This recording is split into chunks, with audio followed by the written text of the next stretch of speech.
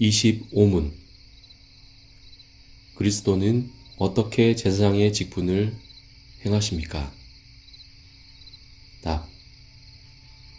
그리스도는 신적인 공의를 만족시키고 우리를 하나님과 화해시키시려고 자신을 희생물로 단번에 드리심으로써, 그리고 우리를 위하여 계속하여 간구하심으로써 제사장의 직분을 행하십니다. 해설입니다. 구약의 제사장 직분과 그리스도의 제사장 직분 사이에는 큰 차이가 둘 있습니다. 첫 번째는 그리스도가 인간 제사장과는 다르게 자기 자신을 희생 제물로 바치셨다는 것입니다. 두 번째는 때마다 새로운 제물을 바쳐야 했던 구약의 제사장과는 달리 그리스도는 단 한 번에 자신을 희생 제물로 바쳐 제사를 영원히 완성하셨다는 것입니다. 즉, 그리스도는 다시 고난받으실 필요가 없습니다. 대제사장이 해마다 다른 것의 피로써 성소에 들어가는 것 같이 자주 자기를 드리려고 아니하실지니, 그리하면 그가 세상을 창조한 때부터 자주 고난을 받았어야 할 것이로되 이제 자기를 단번에 제물로 드려 죄를 없이 하시려고 세상 끝에 나타나셨느니라. 히브리서 9장 25절에서 26절. 그리스도가 단번에 많은 사람, 즉 택한 자의 죄를 담당하셨으므로 이제 더 이상 희생 제물과 제사는 필요 없습니다. 그런데 이단 로마 카톨릭은 미사, 즉 제사를 할 때마다 떡과 포도주를 먹고 마십니다. 그들은 그 떡과 포도주의 본질이 예수 그리스도의 실제 몸과 피로 변한다는 화채설을 주장하기 때문에 그들은 미사 때마다 그리스도를 죽이고 그 몸과 피를 먹고 마시는 것입니다. 하지만 우리는 성찬식의 떡과 포도주가 그리스도의 찢긴 몸과 흘린 피를 상징하기 때문에 믿음으로 먹고 마시는 것이지 절대로 그리스도의 몸과 피 자체라고 보지 않습니다. 영원하신 그리스도는 자신을 대속의 제물로 하여 영원한 제사를 단번에 드리셨습니다.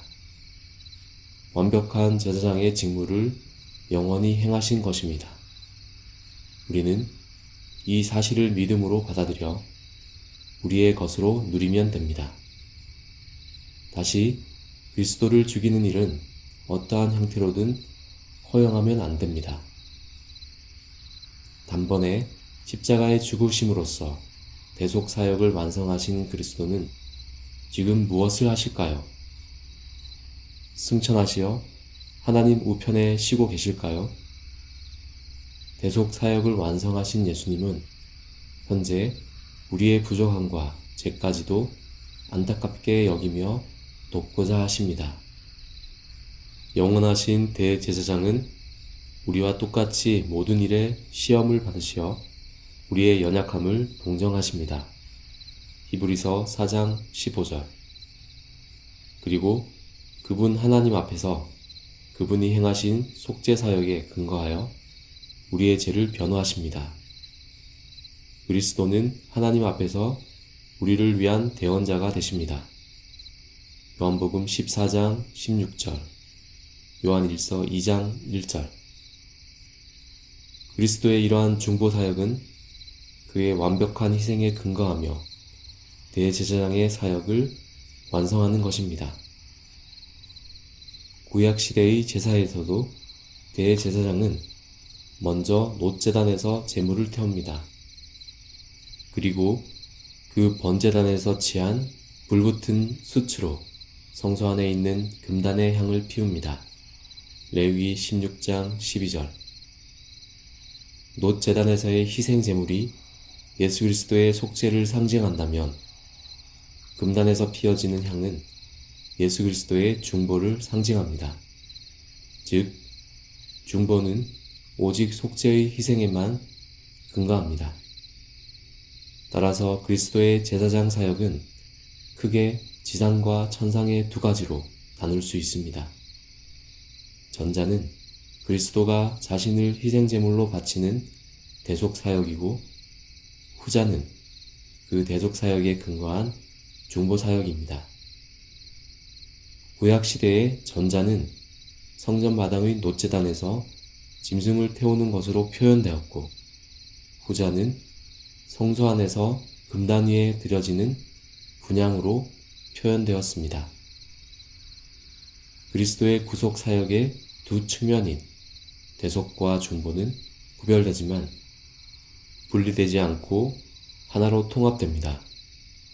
보통 신자들은 대속사역에 대해서는 많이 알고 있지만 중보사역에 대해서는 잘 인식하지 못합니다. 하지만 우리는 그리스도의 제사장 사역이 중보사역을 통해 완성됨을 알아야 합니다. 사도 바울은 누가 정죄하리요? 죽으실 뿐 아니라 다시 살아나신 이는 그리스도 예수시니 그는 하나님 우편에 계신 자요 우리를 위하여 간구하시는 자시니라. 로마서 8장 34절에서 말합니다. 예수님이 지금 이 순간에도 우리를 위하여 간구하신다는 사실을 명백하게 알려준 것입니다. 우리를 정죄할 자는 아무도 없습니다. 그리스도의 희생과 간구 때문입니다. 제사장 된 그들의 수요가 많은 것은 죽음으로 말미암아 항상 잊지 못함이로되, 예수는 영원히 계심으로 그 제사장 직분도 갈리지 아니하느니라. 그러므로 자기를 힘입어 하나님께 나아가는 자들을 온전히 구원하실 수 있으니 이는 그가 항상 살아계셔서 그들을 위하여 간구하심이라. 히브리서 7장 23절에서 25절. 요한계시록 12장 10절은 하나님 앞에서 우리 형제들을 밤낮 참소하던 자가 쫓겨났다고 말합니다. 사탄은 성부 하나님 앞에서 밤낮없이 신자들을 고소하고, 대언자 그리스도는 그에 맞서 신자들을 변호하십니다. 욥기에서도 하나님이 욥을 칭찬하시자 사탄은 욥을 헐뜯으며, 욥이 하나님을 경외하는 것은 하나님이 그에게 풍성한 소유와 건강을 주셨기 때문이라고 고소합니다.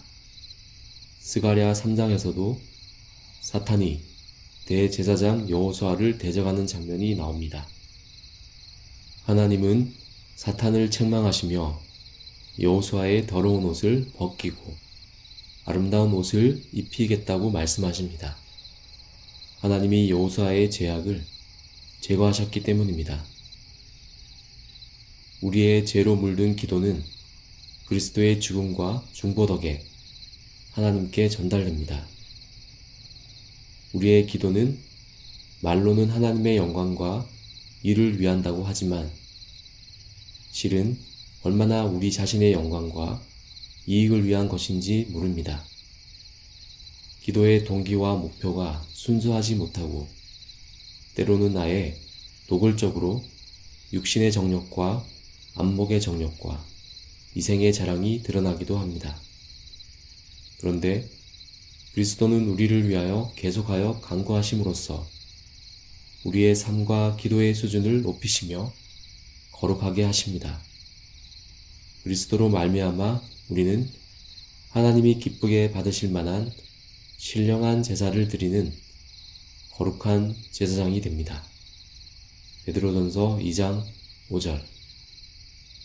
예수님은 거룩하신 아버지, 내게 주신 아버지의 이름으로 그들을 보전하사 우리와 같이 그들도 하나가 되게 하옵소서 라고 기도하셨습니다.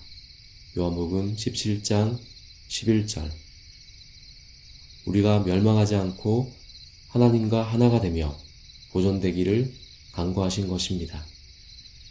우리가 하나님 안에 있으려면 우리의 신분과 상태가 얼마나 의롭고 거룩해야 할까요?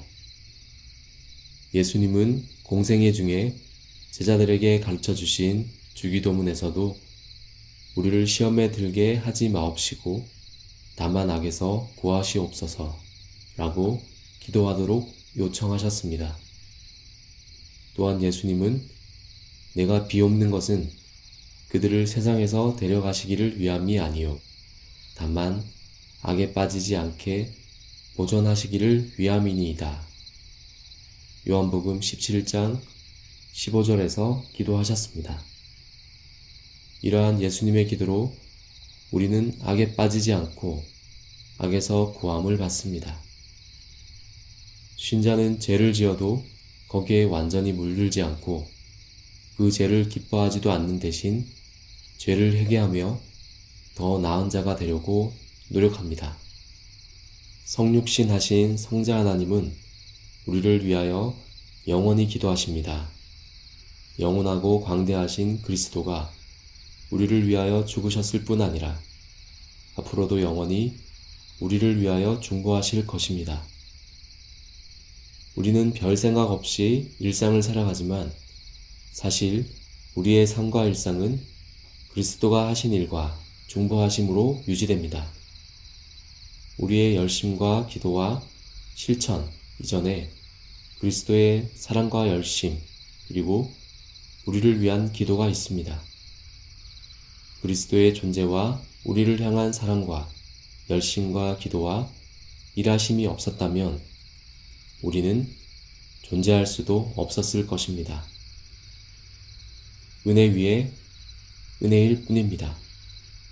요한복음 1장 16절.